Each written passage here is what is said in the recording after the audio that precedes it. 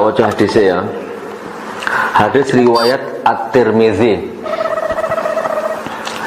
Man mata wa huwa bari min salasin. Sangat banyak sekali orang yang baru belajar agama berubah wujud menjadi ulama. Orang yang baru belajar agama berubah wujud menjadi ustadz. Assalamualaikum warahmatullahi wabarakatuh. Hamdan syukranillah amma ba'du. Selamat pagi sahabat-sahabat semua. Siapa yang kangen kepada Gus Nur? Kangen terhadap kajiannya, kajian Al-Qur'annya, kajian hadisnya.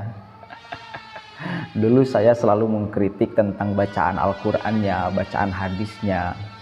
Namun hari ini saya tidak melihat Gus Nur menerangkan tentang hadis. Gus Nur menerangkan tentang Al-Qur'an, yang mungkin menghindari daripada kritikan, atau nggak tahu, mungkin hari ini dia sedang mengurusi rejim, dia sedang mengurusi rakyat, mengurusi masyarakat, sehingga saya tidak melihat dia menerangkan lagi hadis, menerangkan lagi Al-Qur'an.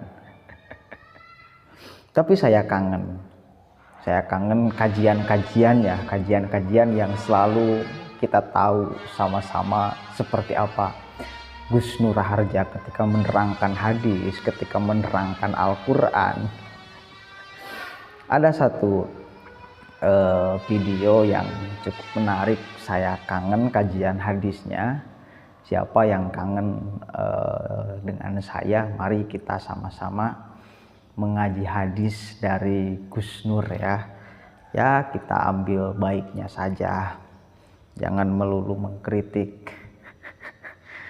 Mari kita sama-sama dengarkan kajian hadis oleh Gus Nur. Ya, ada satu hadis yang ada dua hadis ya, lagi kajian.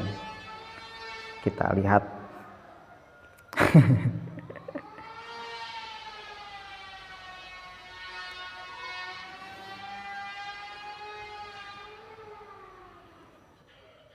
Temannya tak wajah hadis ya. Hadis riwayat At-Tirmizi. Man mata wa huwa bari min salasin. Man mata wa huwa bari min salasin. Ya, yang pertama al-kibru wal ghulul wad-din.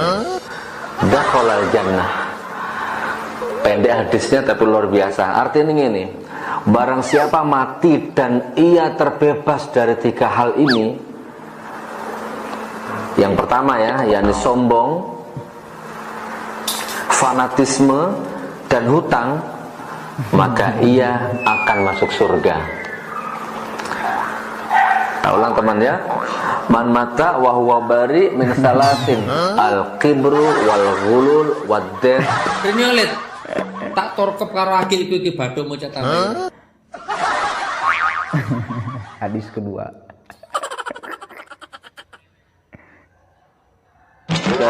Laisa minna man da'a ila asabiyyih wa laisa minna man qatala ala asabiyyih wa laisa minna man mata ala asabiyyih. Artinya coba perhatikan teman. Bukan golongan kami orang yang menyeru kepada ashabiyah. Bukan golongan kami orang yang berperang atas ashabiyah. Dan bukan golongan kami orang yang mati atas ashabiyah. Kajarul. Ustadz kopi paste. Renyolet tak torkep karo akilku iki badhe maca tambah ira. Allahu Akbar. Itulah sedikit ya kajian untuk pagi hari ini. Bagaimana tanggapan kalian sahabat-sahabat semua? Bagaimana pembacaan hadisnya Bang Sugik Nur Raharja atau Ustadz Gus Nur? Allahu Akbar. Jadi mending jadi dukun udah, Pak Sugik ini udahlah, atau menjadi hari ini Dia tidak lagi berbicara hadis, tidak lagi berbicara Al-Quran, tidak lagi berbicara tafsiran Al-Quran, tidak lagi berbicara konteks hadis gitu loh. Kenapa? Karena yang selalu saya katakan bahwa memang agama itu ya mesti kita belajar dulu sebelum akan menyampaikan kepada umat. Kenapa? Karena bukan hanya satu model ilmu agama, satu kali lagi, bukan hanya satu model pemahaman agama, sangat banyak sekali kemudian varian di dalam pengetahuan agama. Maka dari itu perlu belajar banyak. Kenapa perlu belajar banyak? Karena supaya kita punya pandangan yang bijaksana terhadap agama, terhadap pemahaman orang lain terhadap agama. Jadi kalau misal belajarnya hanya 1 bulan, 2 bulan, atau 1 minggu, 2 minggu, tidak mengalami proses yang begitu panjang, kemudian menyampaikan agama ini bakal kemudian menjadi keliru. Ya meskipun ada ada ayat balighu ani walau ayah, sampaikanlah walau 1 ayat. Ya, sampaikan walau 1 ayat itu adalah bagaimana kemudian kita memahami 1 ayat itu dengan berbagai sudut pandang. Kita punya ilmu agama nih, misal di dalam 1 materi. Nah, kalau misal dalam materi tersebut kita benar-benar sudah paham, sudah hafal, maka boleh disampaikan. Agar apa? Agar tidak menjadi kemudian keliru. Agar tidak menjadi keliru. Misal gini, kalau kita hanya menerangkan tentang pembacaan Al-Fatihah itu hanya 1, maka nih ketika ada orang lain yang membaca Al-Fatihah beda dengan Anda akan dianggap salah. Di dalam hadis ada 12 loh pembacaan Al-Fatihah gitu loh, yang kita kenalkan cuma Alhamdulillahirabbil alamin, Ar-Rahmanir-Rahim, Maliki Yaumiddin, dan seterusnya. Padahal kalau misal diganti, misal Alhamdulillahirabbil alamin, bisa enggak? Coba kalau misal Alhamdulillahirabbil alamin, bisa, itu bisa. Nah, kalau misal ada satu ustadz yang menerangkan cuma 1 varian saja, tidak diterangkan berbagai variannya, maka ini akan cukup berbahaya bila ada orang yang membaca Fatihah beda sementara kita tidak paham. Kita akan menganggap bahwa itu adalah sebagai sebuah kesalahan gitu. Jadi tidak gampang untuk menjadi guru agama, tidak gampang untuk menjadi guru ngaji, tidak gampang untuk menjadi ustadz, tidak gampang untuk menjadi ulama gitu. Sangat banyak sekali ilmu yang kemudian harus dipahami.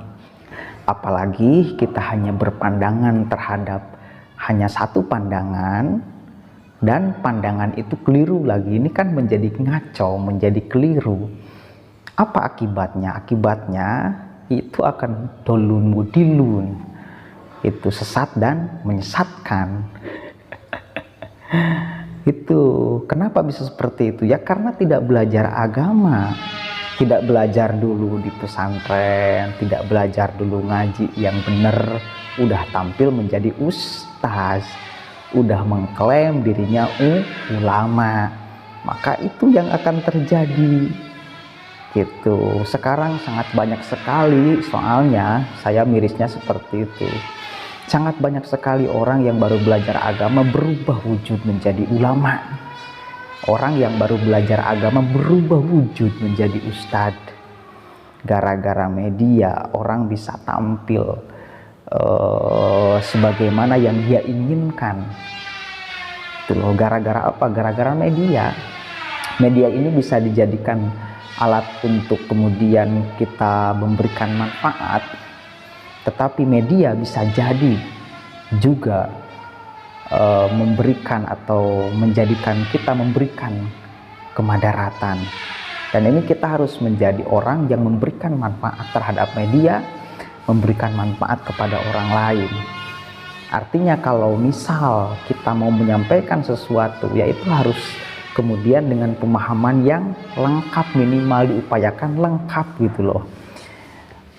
Kalau misal tidak diupayakan untuk menyampaikan dengan lengkap, maka ya akan kemudian melahirkan pemahaman yang keliru gitu. Ini berbahaya.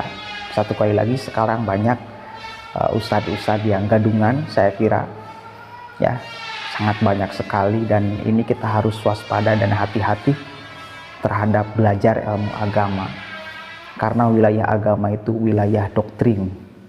Wilayah doktrin itu wilayah yang kita akan memperjuangkan mati-matian terhadap doktrin tersebut. Manakala doktrinnya salah, maka kita akan mati-matian membela yang salah. Itu. Jadi kita harus belajar doktrin agama yang benar, supaya kita benar-benar membela mati-matian terhadap kebenaran. Tuh, oke. Mungkin itu saja ya di pagi hari ini, kajian yang cukup menarik dari Gus Nur Sugeng Nur Raharja. Assalamualaikum warahmatullahi wabarakatuh.